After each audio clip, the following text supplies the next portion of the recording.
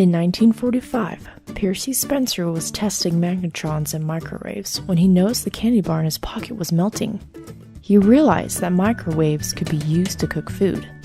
His first microwave oven was called the Radarange and was 6 feet tall, 750 pounds, and would cost you $52,628 if you bought it today. It was super powerful, but not super accessible for the average housewife, and the venture failed.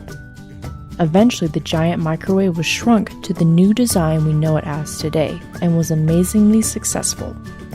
Most of us would be lost without our microwavable dinners, so thank Percy Spencer for making his crazy invention accessible to you.